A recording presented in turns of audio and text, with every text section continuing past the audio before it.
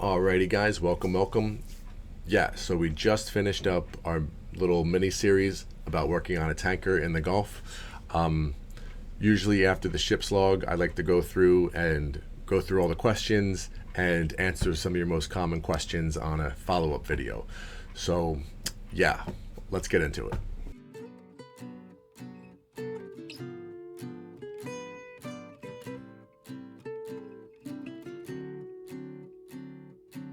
If you guys can't tell, I'm on a new ship, no more tanker stash. I'm actually in Singapore in a shipyard right now on another ship, so it's a little loud. But before we get into the questions, I just want to say that I always go through and I try to read all the comments. And if you guys ask for stuff, I try to make a note of it and do it. It's where some video ideas come from. It's where the store came from. And lately you guys have been asking for a Patreon, and I never thought I would have time to do a Patreon because I have a hard enough time trying to make the videos for this channel. After looking at it, I think we are gonna create one. Kind of got a little idea of what to do. It's gonna be like 3 tiers. You get your name in the credits. You'll be part of a group chat. We're gonna have behind the scenes videos.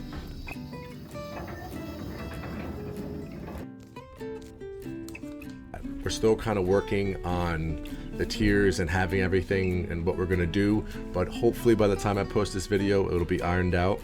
So if you're interested and you want to support the channel, it'd be greatly appreciated if you go over and check out the Patreon. All right, let's get into these questions. Vlog 1, signing on a new ship.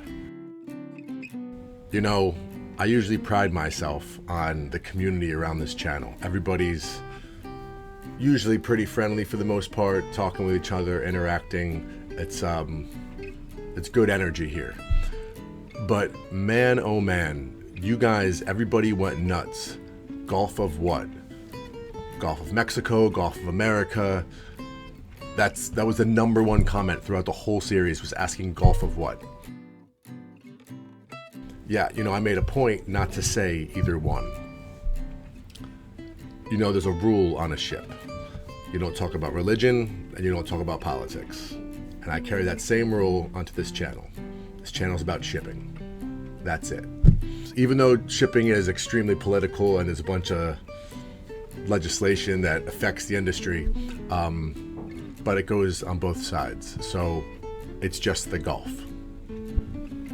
Vlog 2, tanker loading in Lake Charles, Louisiana.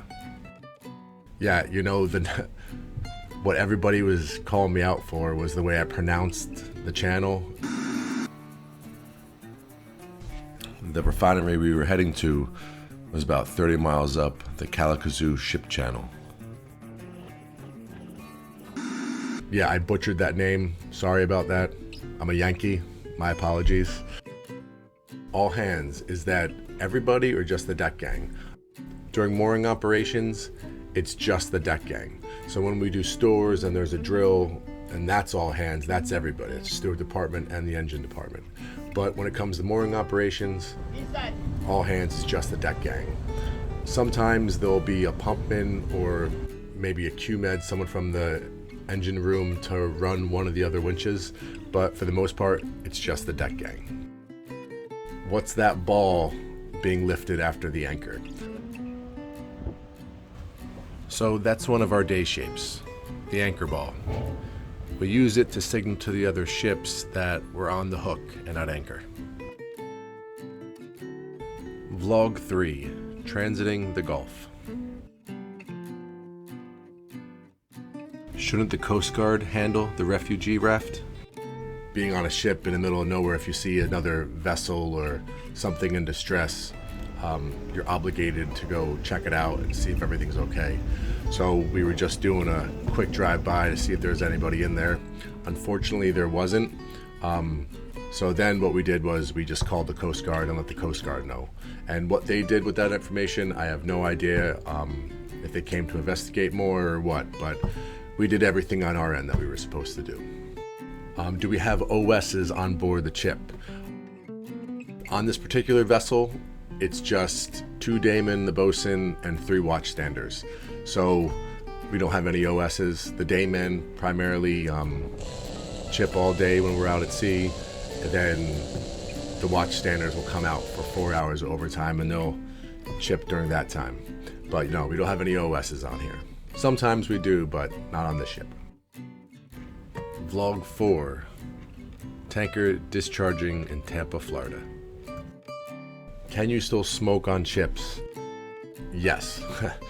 Short answer is definitely yes. Sailors love their cigarettes. I usually don't smoke when I'm home, but when I'm on a ship and the whole ship smokes, it's hard not to. It's like the only vice out here. That and coffee. Cigarettes and coffee, that's it. But on a tanker, it's different because we're transferring dangerous cargo. You don't want to have any sparks or anything like that. Usually there's a designated smoking area. I've been on ships before where the smoking area is a tiny little room on one of the decks, and it's disgusting. I had to clean it one time and it was like an inch of like yellow tar that were on the bulkheads. It was gross. But on this particular ship, they let you smoke in your room. And the person I was relieving, boy oh boy, he smoked a lot because the whole room stunk like cigarettes. The pillow, everything. It took like a week for that smell to get out of the room. But when I'm on tankers, usually I don't smoke on a tanker because it's such a difficult thing to do and not too many people smoke. So it's one nice thing about tankers. Is a pilot always required? Yeah, so when you're coming into a channel, unless the captain has his pilotage in that particular harbor, you always need a pilot. You need someone who's trained on those waters to navigate. The short answer is yes, you always need a pilot. Vlog 5. 95 days living on a Gulf tanker. Why not always keep the scuppers out? Yeah, so when we're transferring cargo like that, you want to make sure everything's contained on the ship. Redundancy, you know, the manifold has a pan on it, and the ship itself is essentially a big pan. You don't want anything to fall overboard. You know, you pull a scupper out and then you leave and you do a lap around the deck, or you go inside or whatever the heck you do. You leave the scupper unplugged, and the slim chance that a pipe or something bursts right there, and now everything's going overboard because the scupper's not in. And then that's a whole other problem if you start contaminating the water around. So yeah, definitely can't keep the scuppers out. If the scupper's out, you have to be there watching it. How do we get the lifeboat back in its cradle?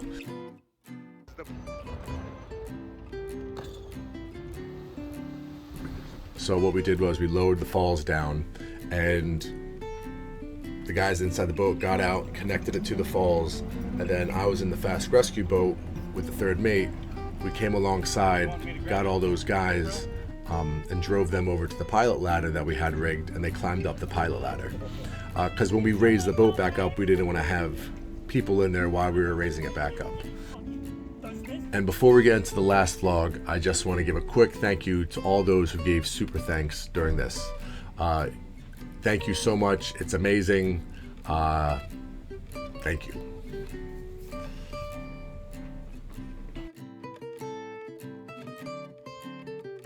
Norbert Theophilus, thanks for the beer, my guy. You're a bad guy. Uncertainty. Thanks for the brewski, man.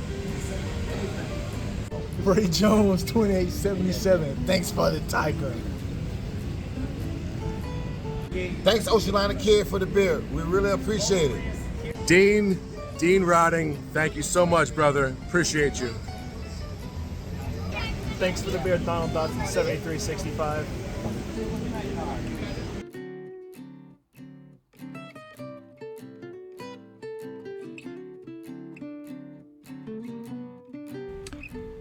Vlog 6. Signing off the ship. Pretty much there was just one question on this one. I was asking if I got paid extra for staying longer.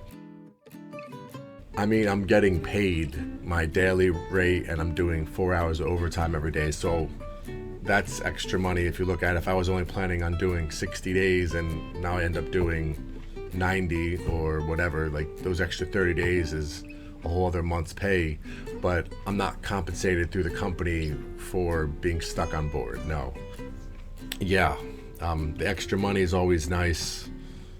If you were planning on getting off and you make a couple extra bucks, that's good, but let me tell you, when you're ready to go home, you don't care about money anymore. You just want to get off. All right, guys, that's it. Thank you for watching. I hope this answered some of your questions. Yeah, stay tuned. Even though this vlog series is over, we have more stuff coming up. So yeah, thanks for stopping by, and I'll see you in the next video. If you enjoyed the video and you'd like to support the channel, please consider liking, subscribing, or sharing the video. Thanks for watching, guys. I'll see you in the next one.